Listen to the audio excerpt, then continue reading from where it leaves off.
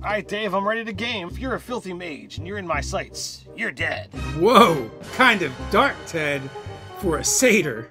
And that's why my leaps are mirthful only in name. Well, sounds like there's a D&D character build video in here. Mage Slayer Satyr. Welcome to Nerdarchy. For nerds, by nerds, I'm Nerdarchy Dave, and as usual, I'm joined by this nerd. Nerdarchy Ted. Let those D&D videos follow those panpipes through your YouTube feed by hitting that subscribe button. And if you want those Nerdarchy videos to appear, you're going to have to accompany those panpipes with that notification bell. Alright, it's time for another character build guide. That means down in the description, you know it, you're going to be able to find a link to the DM's Guild where we're going to put this character build guide up. It's pay what you want. You can pay nothing, pay $1 million. It's pay what you want. So you can follow along with that. There will also be a copy to the D&D Beyond character sheet where we built this character out as well. And it's only fair that we mention D&D Beyond is the sponsor for this video. So you can use D&D Beyond to make your own character builds, build your encounters, keep your notes. You can do so much with D&D Beyond. It's an amazing digital resource for all official things Dungeons & Dragons. D&D Beyond is a great resource, a great tool, whether you're a player or a DM. You can roll right there on your character sheet. You can track your encounters as a DM, track the hit points of your monsters, track initiative. It is super helpful. You know, there's no more need for, you know, tracking all of that stuff on paper notes as I've done in the past. It's super great, it's super useful, but that's not all. There's all of the great free content over there, the SRD, the videos, the articles. You know, there's just not enough good things that I can say about D&D Beyond. All right, now we're just going to jump into it. There will be a link to all that stuff in the description as we mentioned. So we want to make a Mage Slayer, and you know, first thing we're going to look at our race options. I think for building a Mage Slayer, one of the really important things is having a character that's going to be resistant to magic and is going to be able to resist the mages casting spells at them even better. So for that, we came up with actually 4 races. All right, so we're looking at a couple of things. You know, first off, we've got Gnome, and they're going to have advantage on, you know, save versus spells for mental effects, intelligence, wisdom, and charisma. We've got the half-elf, which is going to have their Fey ancestry, as well as, you know, the legitimate magic resistance that the Yuan-Ti and the Satyr both get. So we're definitely leaning towards, you know, the tail end of those options. And I think based on our intro, you kind of have an idea of where we're thinking. Now, when we're talking about a Mage Slayer, you know, we've like 2 different directions we could go in. One of those directions being, I have nothing to do with magic, I hate magic, I destroy magic. Or, you know, you have the kind of like counter-speller person that shuts down magic, they're going to stop magic no matter what. So we have a bunch of class options that kind of lean into, you know, doing those specific things. So if you're looking for the, you know, the magic user, anti-magic user, you know, you're going to, you know, any kind of arcane spellcaster. Your sorcerer, your wizard, your bard, I mean, even to some degree, your artificer is going to present you a number of useful options. We're also going to have, you know, monk and paladin. We feel like they work really well. Monk, specifically the shadow, and also paladin vengeance. Bard, specifically, we're looking at lore. All of them have some really great things to offer to our Mage Slayer character build. And soon we'll let you know which one we picked. With that, we're going to go into our background options.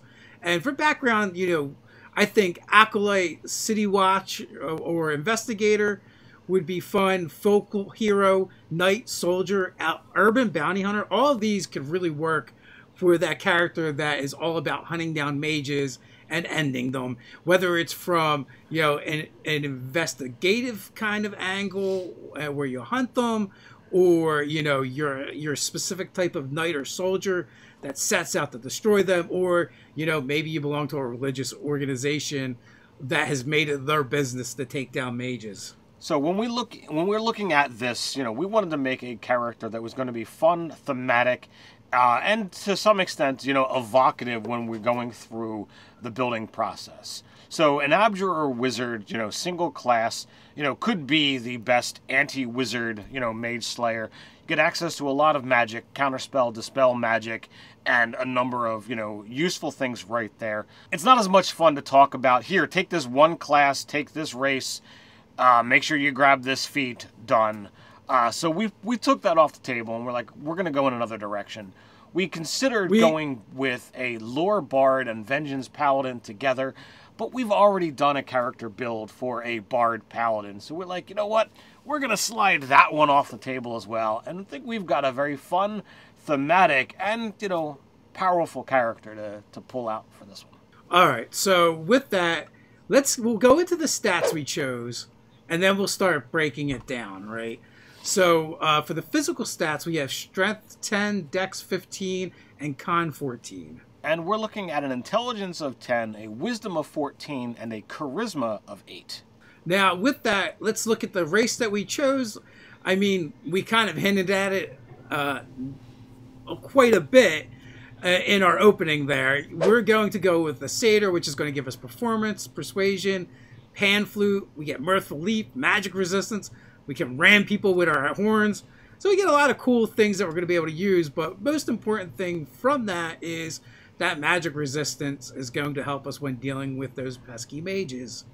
For our background, we're going to actually go from something that wasn't quite on our list, and it's something that we've had, some issues with in the past, but it's been fixed. So now, it's not quite as much of a problem. So we're looking at Haunted One.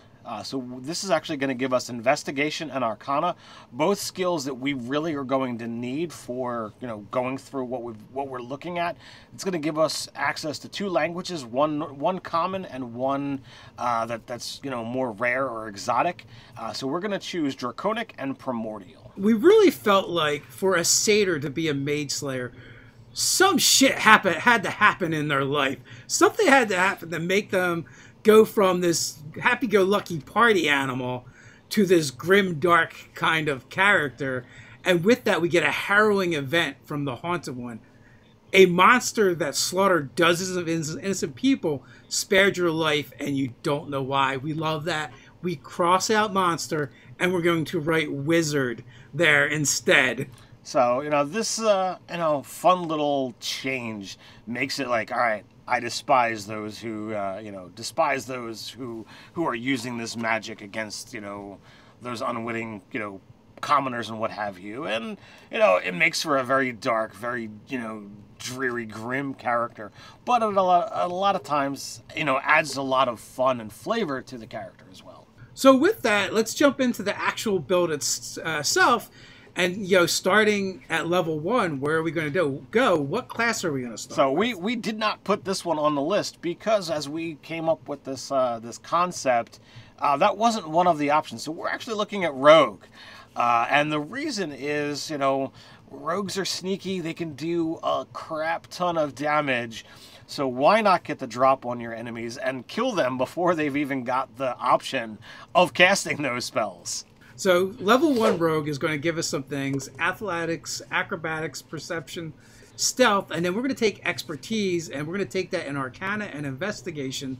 So we're good at tracking down these filthy mages, finding out where they hang out and where they're at, so we can put an end to them. So while we have, a decent stat for dexterity and wisdom, investigation and Arcana are both intelligence skills, and as you saw in our stats, we've got a 10 intelligence, so we're not going to get a stat bonus. So we're using our expertise to shore up a character weakness.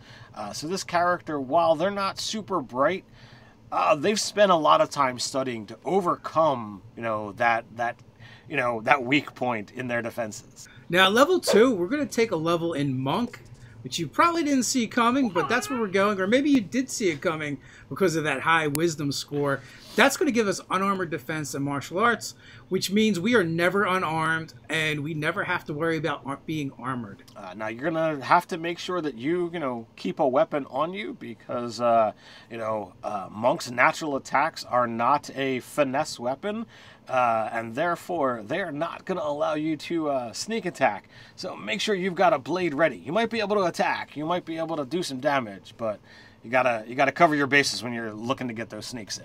Now, third level, we're going to also, our next level is a monk, and we're going to get key from that and unarmed movement. So we're fast and agile on the battlefield, and also we're going to have some more things to do with our bonus action. You know, we won't probably use that as much because of, you know, reasons. They'll come up later.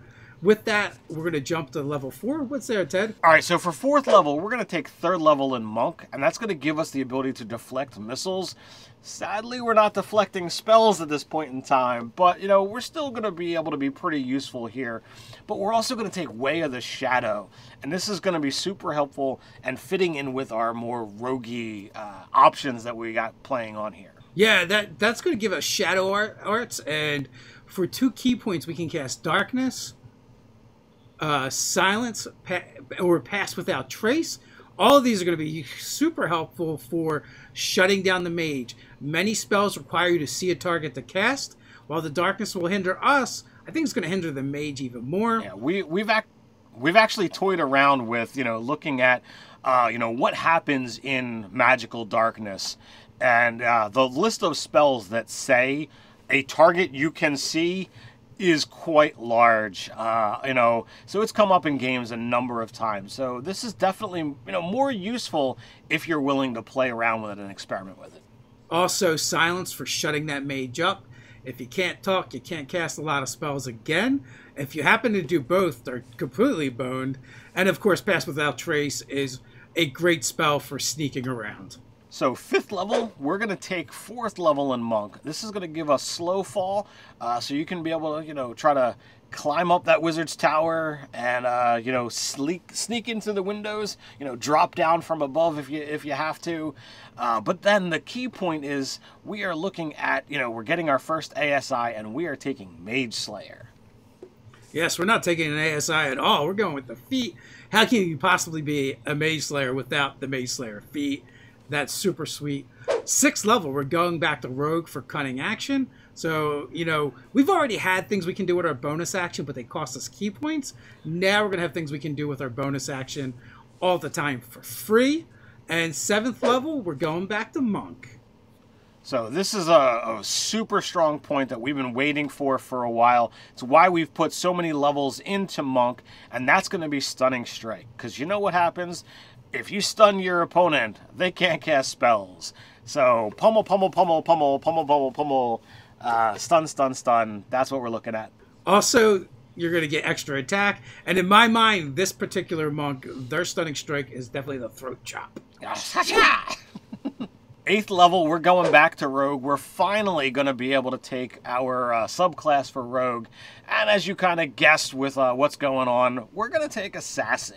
So that's going to give us the Assassinate ability, you know, doing some extra damage, super nice. But we're also going to get our Disguise kit and our Poisoner's kit so that if we want to, you know, look like something else that happens to have horns or, you know, put that poison on our blade, we absolutely can do that. Maybe you don't even have to confront the wizard at all. You can just poison them. Now, 9th level, we are also going to take another level Rogue. That's another ASI. This time we're going to take it to +2 to Wisdom because we're really banking on being able to use that Stunning Strike. So for that, we want a higher Wisdom. It's also going to increase our armor class. So all in all, it's a good deal. 10th level, we're going back to Monk.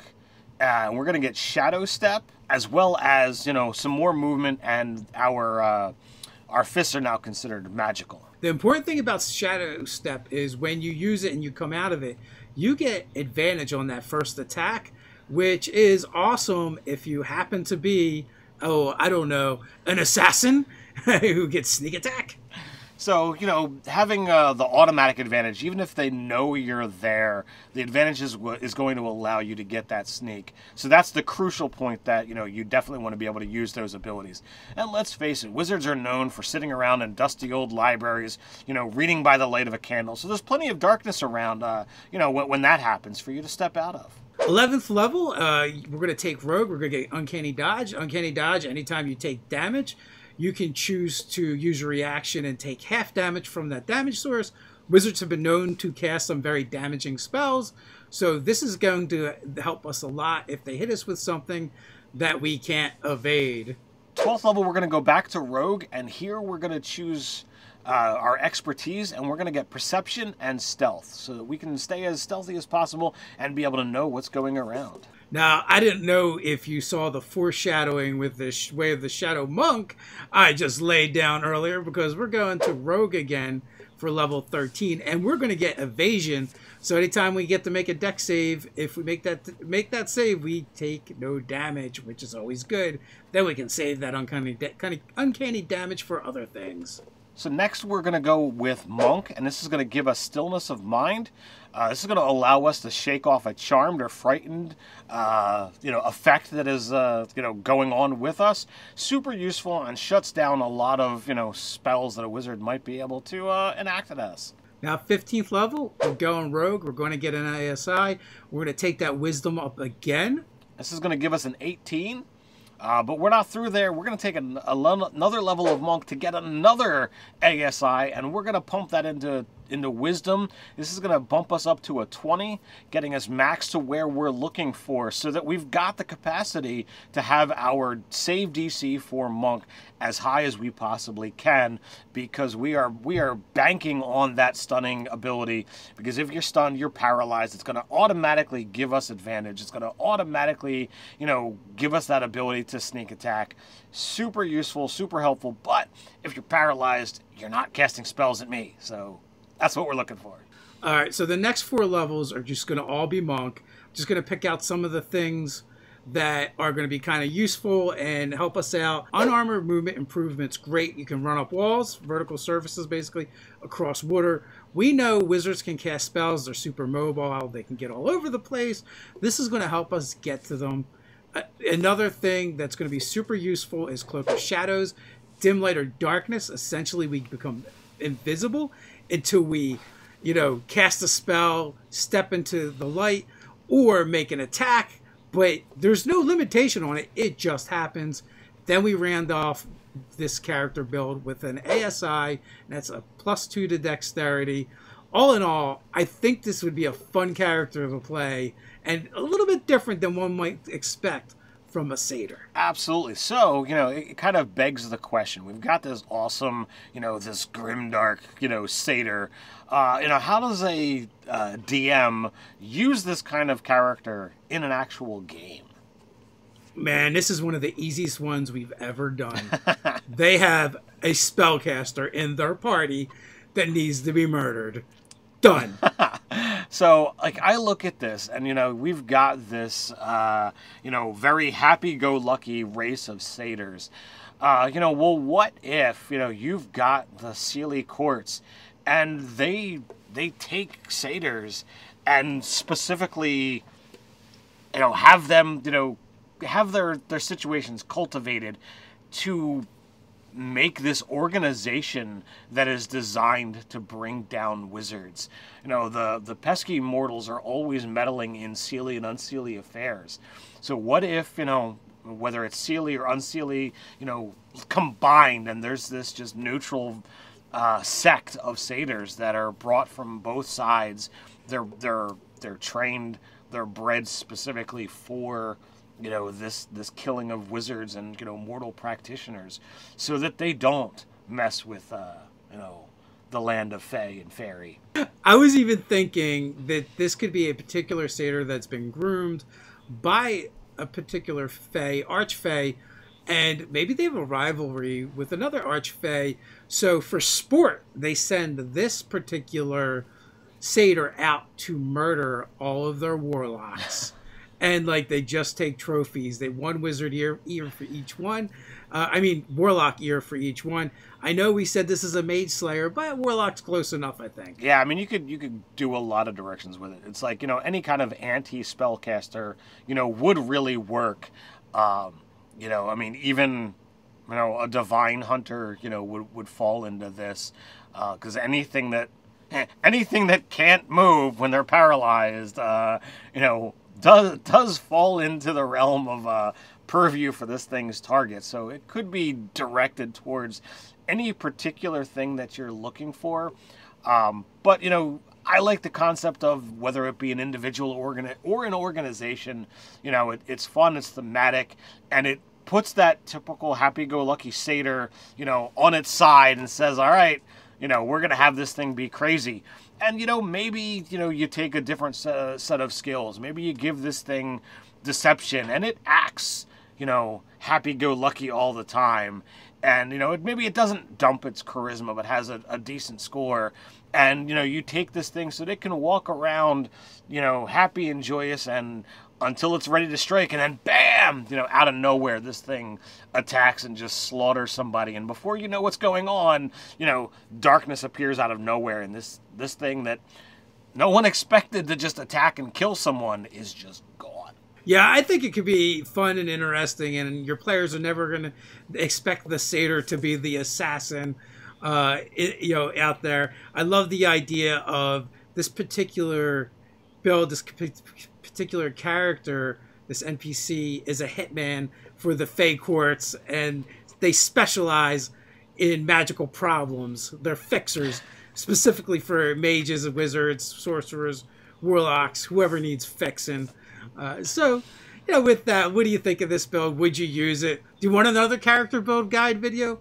Then check out the Impenetrable Armor Class 5e D&D character build guide up here. When we make those guides, they're going to go up on the DM's Guild. But that's not the only place that we're creating products for 5th edition. We make new content for players and DMs alike over on our Patreon. But that isn't all. We do weekly patron-only live chats, monthly giveaways our patrons are automatically entered in, and more. So until next time, stay nerdy.